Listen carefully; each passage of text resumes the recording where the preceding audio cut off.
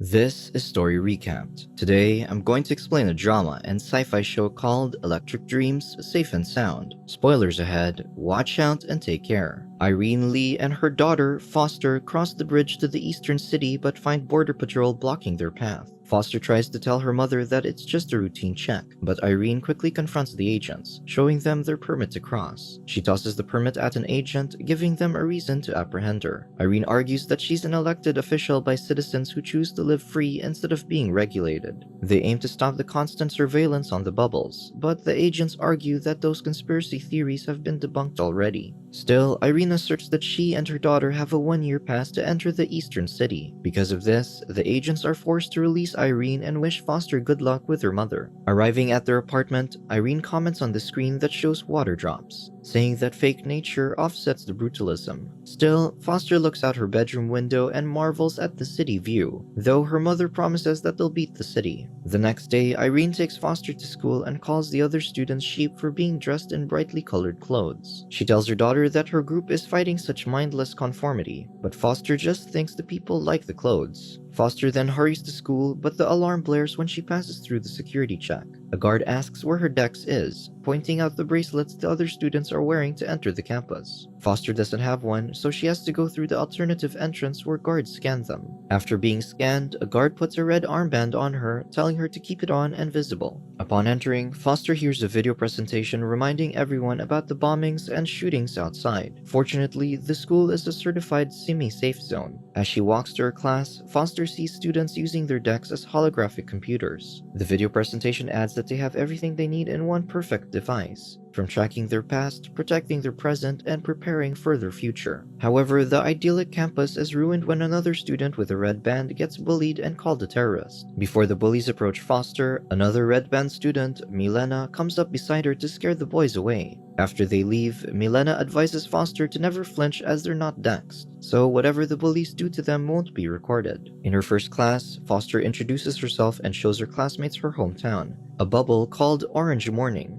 One of the students, Kave, comments that she's cute for a terrorist, making the others laugh. The teacher scolds him that not everyone from the West is a terrorist, but he argues that most of them are. He adds that he only goes to school so he doesn't get attacked by bubble people, but Foster argues that those claims are all propaganda. Kave just thinks she's brainwashed. When the teacher mentions that Foster isn't dexed yet, another student named Kim complains that they don't know if it's safe to be around her. The lesson begins and everyone's dex allows them to answer their activity, but Foster can only do so in her notebook. Kevin then turns to her and offers to help her get dexed. When Foster mentions that her mother won't let her, he hints that she doesn't have to know. That night, Foster asks her mother for a dex and defends that the device connects to her studies. Irene scoffs at this and refuses to let her surrender her freedom, but Foster insists that it's for security. Irene argues that there's a difference between safety and truth. She believes that all the reported attacks are fake, so she refuses to buy her daughter a dex. With no other choice, Foster asks Kave for help in getting her dex the next day. In just a few minutes, Kave hacks into Irene's account to order a dex for Foster, which will download her information and be delivered via drone. Curiously, Foster asks if Kave has ever witnessed an attack, and he confirms that he always sees them on his newsfeed. She asks if he's seen one in real life, but Kave starts kissing her. When she pulls away, she clarifies that she just needed help. Kave is confused that she didn't expect to give something in return, so he leaves. Soon, the drone arrives to deliver Foster's dex. At home, Foster secretly puts on her dex wristbands and applies the hair gel to her ear. Immediately, the AI powers on, and Foster confirms that she can hear it before checking the other features. She tries to turn off an app but struggles to, so a customer support agent quickly contacts her. He teaches her to close her palm to close her app using a holographic image of his hand. Throughout the evening, he shows her other hand gestures to command the dex, which Foster learns quickly. He assures her that she's learning faster than most, so she might be meant to live in the East after all. Foster comments that he's nice, and she asks for his name,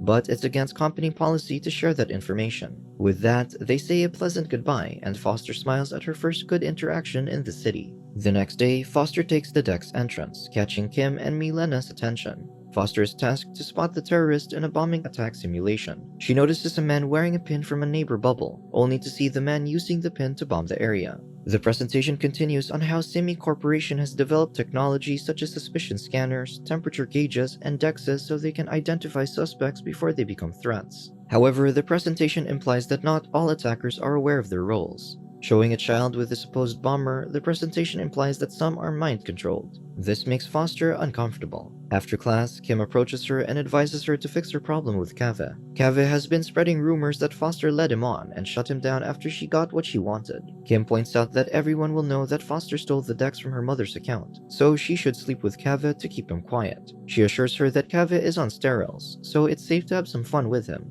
With that in mind, Foster awkwardly approaches Kaveh, but he turns her down in front of his friends. Frustrated, Foster goes to the bathroom but struggles to open the faucets. Suddenly, the customer support agent contacts her since her vitals spiked. Finding someone to talk to, she admits that she feels like the city hates her. The agent notices that she talked to Kaveh recently, so he asks if her dilemma is about him. Foster admits that Kaveh humiliated her, so to help her out, the agent offers to look up dirt on Kaveh so she can get even. The agent accidentally mentions that his name is Ethan before ending the call and even turns the faucet on for her. Suddenly, a news report comes up about another attack.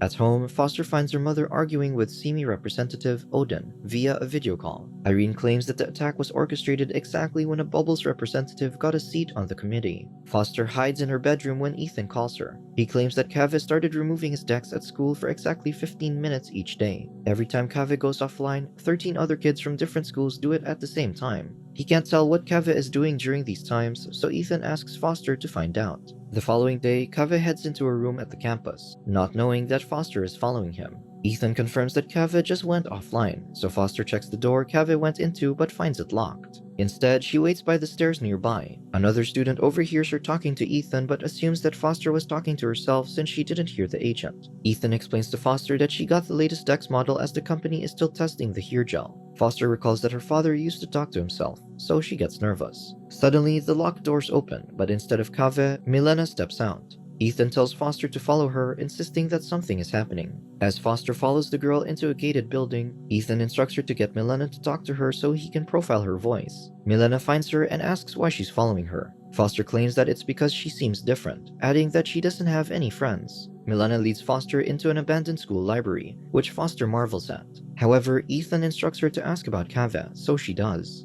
Foster mentions that she saw Kaveh enter the room where she came from, so Milena admits that she sleeps with Kaveh so he'd leave her alone. Ethan demands that she presses for more information, but Foster gets scared. Milena notices blood on her hand, and Foster realizes that she cut her hand while opening the gate earlier. Seeing her have a panic attack, Milena helps calm her down and makes her some tea. She shares that she was born in another bubble called Light Lily, but she moved to the city with her father when she was 9. Her mother, however, stayed in the bubble. Foster drinks the tea and finds comfort in Milena's company when Ethan suddenly yells for her to stop drinking. He commands her to get to the bathroom, so Foster runs. In the bathroom, he tells her to throw up since Milena might have drugged her. Foster does as she's told, and Ethan tells her that Milena's father, Carter, is a massive anti-corporate activist. He claims that Carter disappeared after orchestrating a bombing 20 years ago. Ethan tells her not to trust anyone, not even her mother, as she might have moved into the city to connect with Carter. Foster refuses to believe this, but suddenly, Irene comes knocking on the bathroom door with Milena. Ethan tells Foster to act normal when he does more digging to find out what's happening.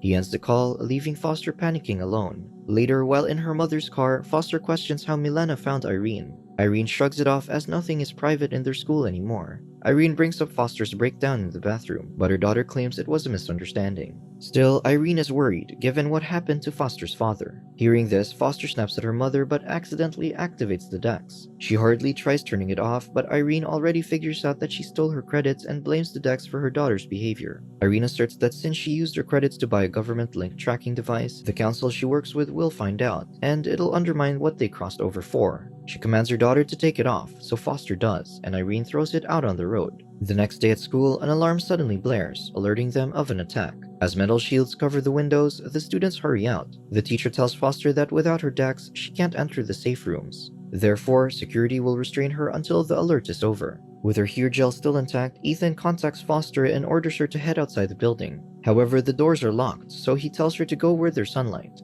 Foster crouches by a window with sunlight and cries in fear. He explains that she needs sunlight to power the hair gel so they can continue talking, but she needs to get to the park. Simi has activated all security drills in every school, so the terrorists would think they don't know which school they're targeting. Ethan claims that the terrorist plans to attack her school and she's supposed to trigger it. Suddenly, a guard opens the door without noticing Foster, so she quickly slips out of the building. As she lays down hidden in the park, Ethan claims another student was killed in a bombing in his apartment this morning, and there were traces of homemade explosives. The student had also just received his text recently, like Foster. They looked into his psych profiles from when he was a kid to one taken last month and saw that his profiles were completely different. Foster decides she needs a doctor as she's talking to someone in her head. However, Ethan adds that she already took 2 psych profiles, one when her father died and the second 2 weeks ago. Her profile as a 6-year-old marked her as strong and confident, but now she's changed completely. Still, Foster insists she needs to talk to someone with a face to ensure this isn't just happening in her head. Suddenly, Ethan yells at her to grow up. He knows her father heard voices and lost his mind before he killed himself,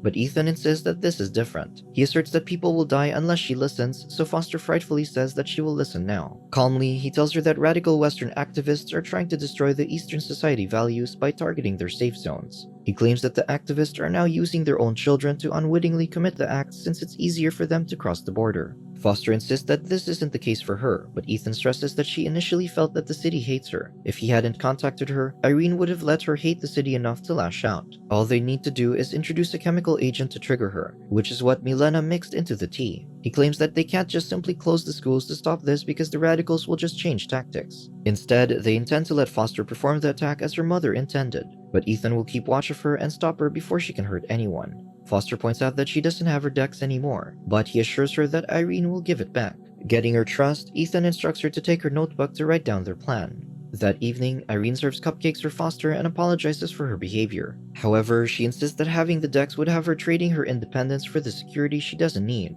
Irene points out the supposed terrorist attack at the border must have just been a person with the letter opener in their bag, but the news over-sensationalized it. She adds that people like her who call out the city's lies are hated because they can destroy their monopoly on reality. She insists that independence and free thought are worth fighting for, so Irene decides that she can't force her ideals on her daughter. With this in mind, Irene returns the dex to her daughter, which reminds Foster of how Ethan predicted that Irene would give it back. Afraid, Foster tells her mother that she'll try a day without it again. This makes Irene happy. Later that evening, Foster creates a homemade bomb and places it in her bag. Early the next morning, Foster drives to school alone. Milena tries to greet her on the way to the school entrance, but Foster runs to the dex entrance, which immediately triggers since she's not wearing her dex. Milena checks in on her, but Foster suddenly headbutts her. A guard grabs Foster and she screams for Ethan to help, but he doesn't contact her. Instead, as the guards apprehend her and throw her bag away, Foster sees lights in the sky, thanking her. 2 months later, Odin addresses the media, claiming that the attack on the school was perpetrated by Irene. He claims that Irene mentally harmed her daughter until Foster carried out what would have been the bombing. Because of this incident, new policies have been made. First, SimiCorp will implement their security systems throughout the country. Secondly, student tracking and security policies will now become mandatory.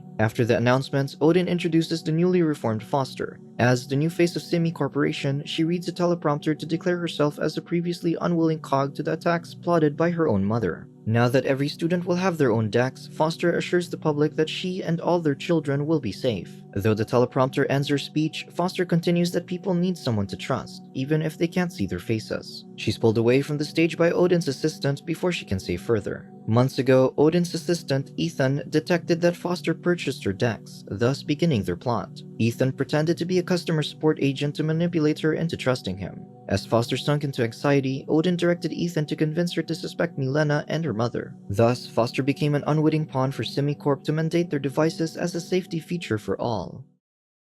Subscribe to watch more videos like this. Turn on notifications. And leave a like, it really helps the channel out. Thank you for watching.